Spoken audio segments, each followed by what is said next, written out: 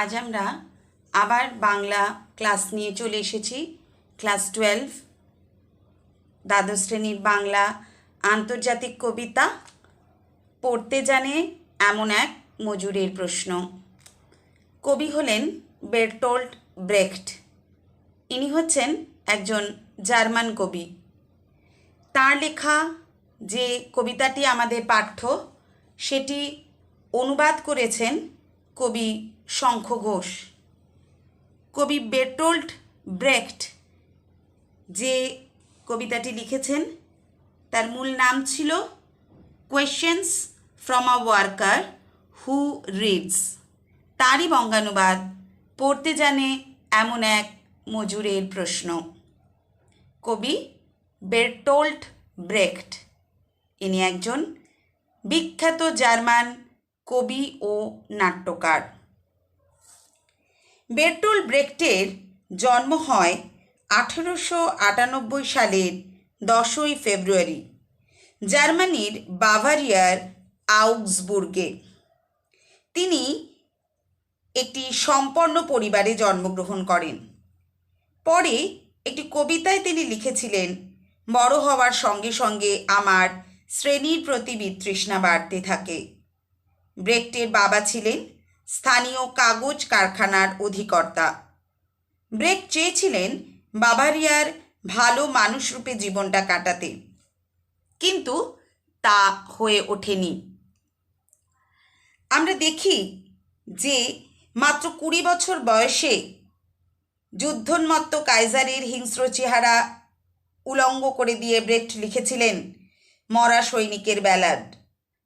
প্রথম বিশ্বযুদ্ধের ধাক্কায় ব্রেখটের ব্যক্তিগত জীবন ওলটপালট হয়ে গিয়েছিল। সেই ধাক্কা সামলাতে তার সারা জীবন ছুটে বেড়াতে হয়েছে দেশ থেকে দেশান্তরে।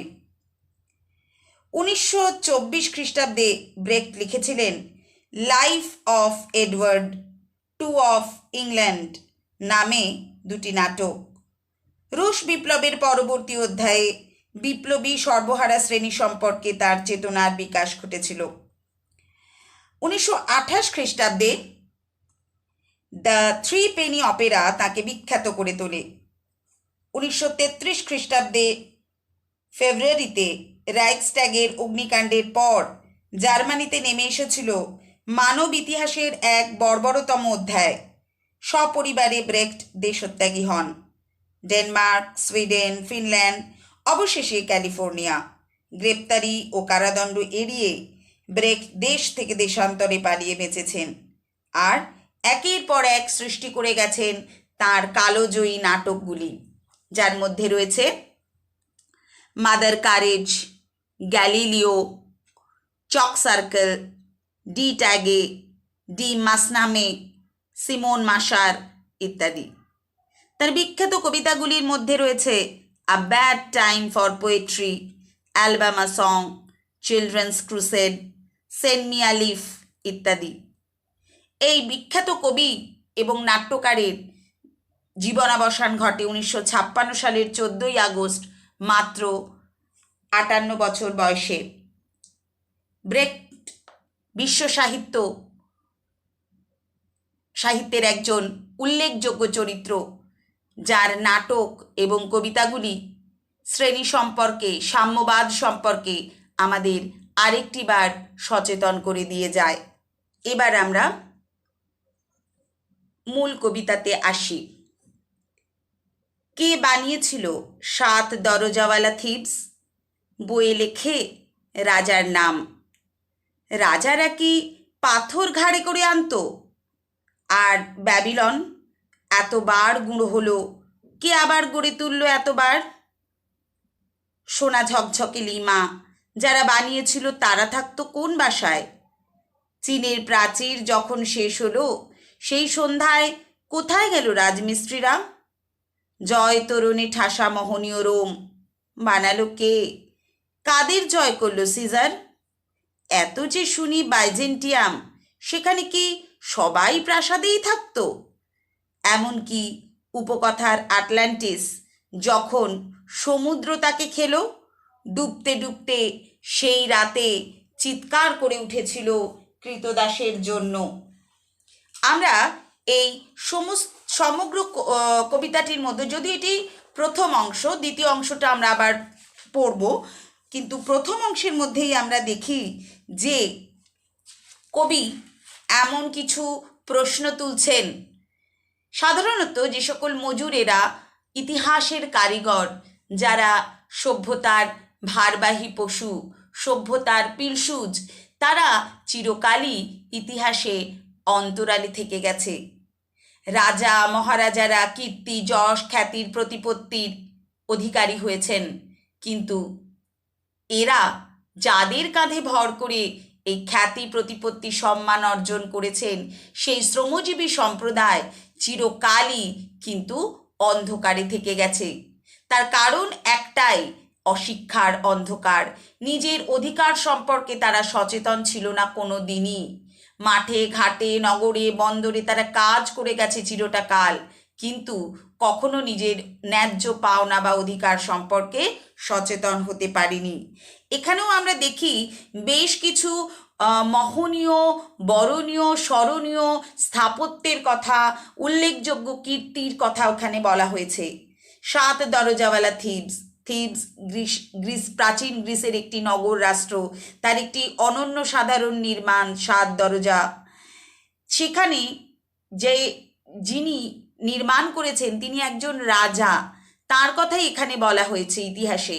কিন্তু যে শ্রমজীবীরা পাথর ঘাড়ে করে এনে সেই দরজাওয়ালা দেওয়াল রচনা করেছিল, তাদের কথা কোথাও বলা নেই। ব্যাবিলন, এটিও ইউফ্রেটিস নদীর তীরে ঝুলন্ত উদ্যানের জন্য বিখ্যাত।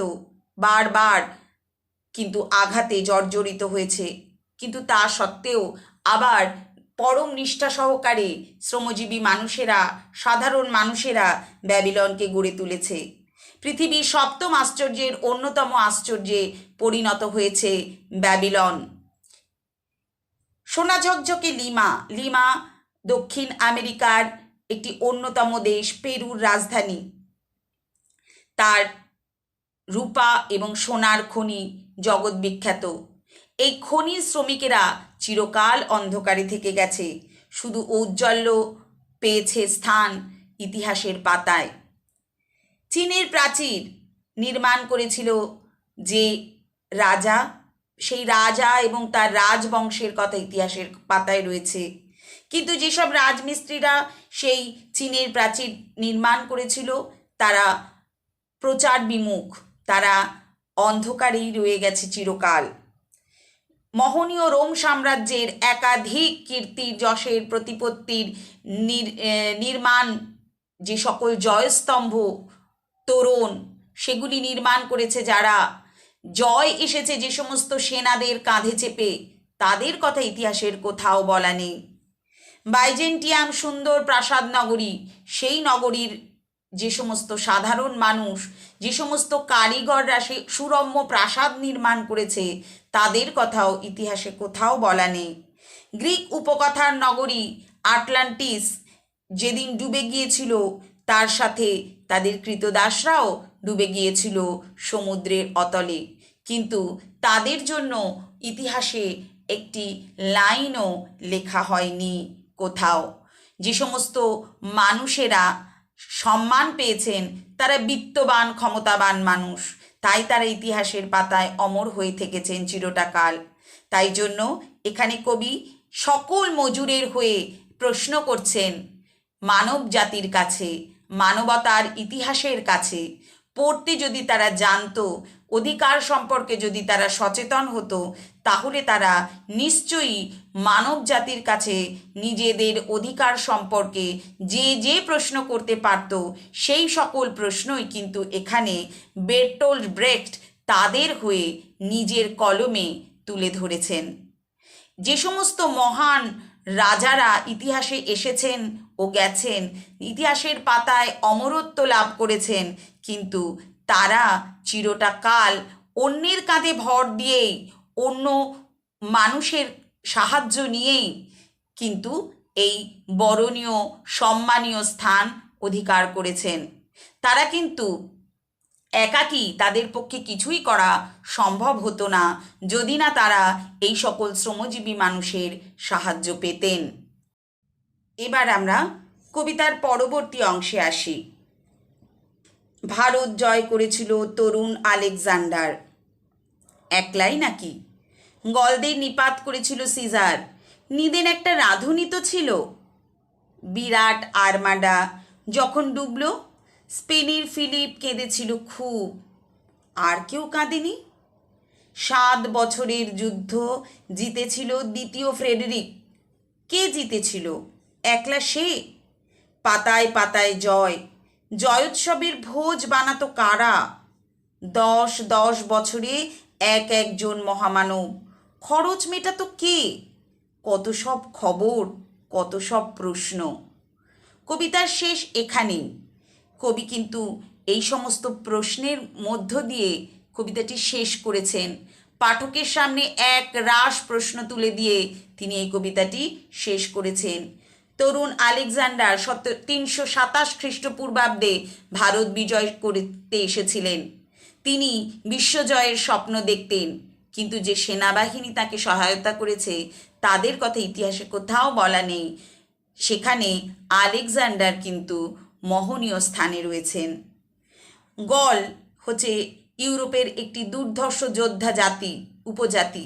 তাদেরকে দমন করেছিলেন সিজার, জুলিয়াস সিজার। তাঁরও নিশ্চয়ই একটি বিশ্বস্ত সেনাবাহিনী ছিল, তাদের কথাও কোথাও বলা নেই। স্প্যানিশ আর্মাডার কথা এখানে বলা হচ্ছে। স্পেনের রাজা ফিলিপ যেদিন স্প্যানিশ আর্মাডা ডুবে গিয়েছিল সেদিন কেঁদেছিল, কিন্তু দেশবাসী, সেই আর্মাডায় যে সমস্ত সেনারা মারা গেল তাদের পরিবারবর্গ, তারাও তো কেঁদেছিল, তাদের কথা কোথাও বলা নেই। 7 বছর পোপতন্ত্রের সঙ্গে যুদ্ধ করে দ্বিতীয় ফ্রেডেরিক প্রাশিয়ার রাজা হয়েছিলেন। তিনি কি একলা লড়েছিলেন? নিশ্চয়ই নয়, তাদের কথাও কিন্তু ইতিহাসে কোথাও বলা নেই। তাই কবি বলছেন, পাতায় পাতায় জয়, জয়োৎসবের ভোজ বানাতো কারা? 10 বছরে একজন মহামানব, খরচ মেটাতো কে? কত সব খবর, কত সব প্রশ্ন। আমরা দেখি যে এই পুরো কবিতাটিতে আদ্যন্ত আমরা যারা বঞ্চিত, জীবন সংগ্রামে ট্র্যাজিক যে সমস্ত নায়ক, সেই শ্রমজীবী মানুষদের বঞ্চনার কথা এখানে বলা হয়েছে। যারা সভ্যতা গড়ে তোলে রক্ত ঘামের বিনিময়ে, তাদের নাম কেউ করে না। অগণিত সৈনিক ঢাকা পড়ে যায় রাজ শক্তির মাহাত্ম্য কীর্তনে। প্রাচীন গ্রিসের 7 দরজাওয়ালা থিবস নগরী গড়ে উঠেছিল অগণিত মানুষের শ্রমের বিনিময়ে, অথচ ইতিহাস কিংবা কিংবদন্তি তাদের নিয়ে তৈরি হয়নি। কোনো রাজাই কাঁধে করে পাথর বয়ে নিয়ে এসে তা তৈরি করেননি। মেসোপটেমিয়া সভ্যতার ব্যাবিলন কতবার গুঁড়ো হয়েছে, লাখো লাখো মানুষের কঠোর পরিশ্রমে তা আবার বিশ্বের অন্যতম আশ্চর্য রূপে গড়ে উঠেছে। অথচ এই শ্রমজীবী মানুষগুলি থেকে যায় পর্দার আড়ালে। সোনা রূপার শহর দক্ষিণ আমেরিকার পেরুর রাজধানী লিমা, তাকে বানিয়েছিল সুন্দর করে যে সমস্ত শ্রমিকেরা, তাদের কথাও কিন্তু ইতিহাসে কোথাও বলা নেই। চীনের উত্তর সীমান্ত রক্ষাকারী যে মহাপ্রাচীর, তা বানিয়েছিল যে সমস্ত অগণিত রাজমিস্ত্রিরা, তাদের কঠোর অধ্যাবসায়ের কথা হারিয়ে গেছে তাদের সঙ্গে। ইটালির রমণীয় বরণীয় রোম সাম্রাজ্যের সৃষ্টিকর্তাদের ইতিহাস চিরকাল মনে রেখেছে, কিন্তু তাদের যারা সাহায্য করেছে সেই সমস্ত সেনাদের যে ত্যাগের কথা, সে কথা কোথাও বলা নেই। বাইজেন্টিয়াম সুরম্য প্রাসাদ নগরী, সেখানকার যারা প্রাসাদের গড়বার কারিগর ছিলেন তারা ছিলেন নিশ্চিত অন্ধকারে। গ্রিক উপকথার নগরী দ্বীপ শহর আটলান্টিস যেদিন ডুবে গিয়েছিল সাগরের জলে, সেদিন কৃতদাসেরাও সব তার সাথে ডুবে গিয়েছিল। তাদের জন্য কারোর চোখ থেকে এক ফোঁটা জলও পড়েনি। দ্বিতীয় ফিলিপের পুত্র রাজা আলেকজান্ডার ভারত জয় করেছিলেন, কিন্তু কারা তাকে শক্তি জুগিয়েছিল তাদের নাম ইতিহাসে অনুল্লিখিত থেকে গেছে। জুলিয়াস সিজারকে যারা তার কীর্তির চূড়ায় পৌঁছে দিয়েছিলেন, সেই সব সেনাদের কথাও কিন্তু কোথাও কোনো জায়গায় বলা নেই। বিশ্ব সংসারে জয়ের ধ্বজা তুলে দ্বিতীয় ফ্রেডরিক 7 বছর যুদ্ধ করে পোপতন্ত্রের সঙ্গে প্রাশিয়ার অধিপতি হন, কিন্তু তার একার শক্তিতে তা সম্ভব হয়নি।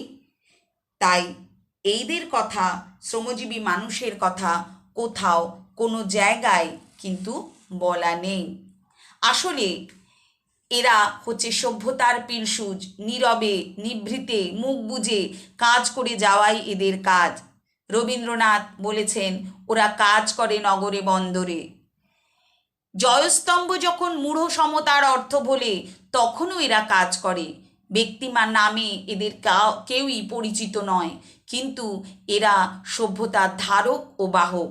এদের ছাড়া কিন্তু সভ্যতা অচল।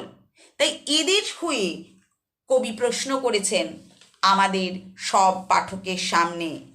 অনেকের হয়ে কবি একাই কলম ধরেছেন সেই সব মানুষদের জন্য যারা নিজেদের অধিকার সম্পর্কে সচেতন নয়। প্রথাগত ইতিহাস ক্ষমতাবান বিত্তবানদের কথা বলে। বৈভবের আড়ালে দুঃখ যন্ত্রণাময় সাধারণ মানুষের জীবনকে চিরকাল ইতিহাস উপেক্ষা করে এসেছে। সাম্রাজ্যবাদী শক্তির জয়ধ্বনির আড়ালে থাকে আরেক ইতিহাস, মানুষের রক্ত ঘাম আর কান্নার ইতিহাস। পুঁজিবাদী সমাজ সেই ইতিহাসকে কখনো স্বীকার করে না। শিক্ষার অভাবেই প্রাচীনকাল থেকে মজুরদের কথা বলার অধিকার দেওয়া হতো না। এই প্রশ্ন তাই সেই মজুরই করতে পারে যে শিক্ষার আলোয় আলোকিত। এবার আমরা এই কবিতা থেকে কিছু কিছু বিষয় দেখে নেব, যেগুলো বিশ্ব ইতিহাসের পাতা থেকে তুলে নেওয়া হয়েছে। প্রথমেই আমি বলি 7 দরজাওয়ালা থিবস। প্রাচীন গ্রিসের একটি নগর রাষ্ট্র হলো থিবস। এর ঐতিহ্য বহন করছে 7 দরজাওয়ালা একটি দেওয়াল। সেই দেওয়াল বা সেই স্থাপত্য নির্মাণ করেছিলেন জনৈক অ্যাম্ফিয়ান, যা গ্রিসের সৌন্দর্যকে দ্বিগুণ করে দিয়েছিল। ব্যাবিলন প্রাচীন গ্রিসের ক্ষুদ্র শহর। ইউফ্রেটিস নদীর তীরে অবস্থিত ব্যাবিলনের ঝুলন্ত উদ্যান পৃথিবীর 7ম আশ্চর্যের অন্যতম।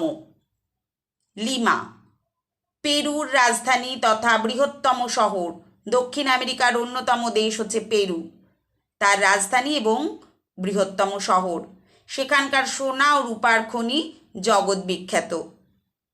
চীনের প্রাচীর পৃথিবীর 7ম আশ্চর্যের মধ্যে অন্যতম। 220 খ্রিস্টপূর্বাব্দ থেকে 200 অব্দের মধ্যে চীনের প্রথম সম্রাট কিন শি হুয়াং চীনের উত্তর সীমান্ত রক্ষা করার জন্য এটি বানান। মোহনীয় রোম ইটালির রাজধানী ও প্রধান শহর। খ্যাতি ও বৈভবের দিক থেকে প্রথম ও দ্বিতীয় শতাব্দীর পৃথিবীর সর্ববৃহৎ সাম্রাজ্য হল রোম। সিজার প্রাচীন রোম সাম্রাজ্যের একজন সেনাপতি, যিনি জুলিয়াস সিজার নামেই সমধিক পরিচিত। এইবার আসি বাইজেন্টিয়াম। প্রাচীন রোমের একটি শহর। প্রথম কনস্টান্টাইনের আমলে তা রাজার আবাস হয়ে ওঠে। আটলান্টিস গ্রিক উপকথা অনুযায়ী সমুদ্রের তলদেশে হারিয়ে যাওয়া একটি দ্বীপ বিশেষ। তরুণ আলেকজান্ডার ম্যাসিডনের রাজা ও সামরিক প্রধান হিসেবে তিনি জগৎ বিখ্যাত। 327 খ্রিস্টপূর্বাব্দে তিনি ভারত বিজয় সূচনা করেন। আর্মাডা, যাকে বলা হয় স্প্যানিশ আর্মাডা, স্পেনের নৌবহর, যাকে বলা হতো সৌভাগ্যের প্রতীক। ফিলিপ স্পেনের রাজা দ্বিতীয় ফিলিপ।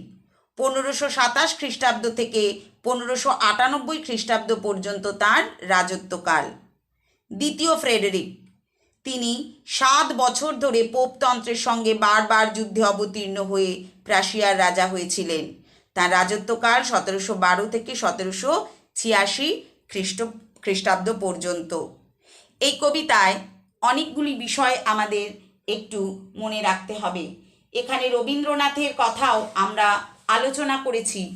সেই শ্রমজীবী মানুষদের হয়ে কিন্তু বেরটোল্ট ব্রেখট কলম ধরেছেন এই কবিতায়। তাই শ্রমজীবী মানুষ যারা চিরকালীন, তাদের হয়ে তাদের মর্মবেদনা অনুভব করে তিনি এই প্রশ্নগুলি পাঠকের কাছে করেছেন। ছোট কবিতা, প্রত্যেকটা লাইনই তোমাদের কিন্তু প্রশ্ন জন্য ইম্পর্টেন্ট, লাইন তুলে প্রশ্ন আসে। তাই প্রথম থেকে শেষ অবধি কবিতাটি তোমাদের ভালো করে আত্মস্থ করতে হবে এবং এই বিষয়টির অন্তরে প্রবেশ করতে হবে।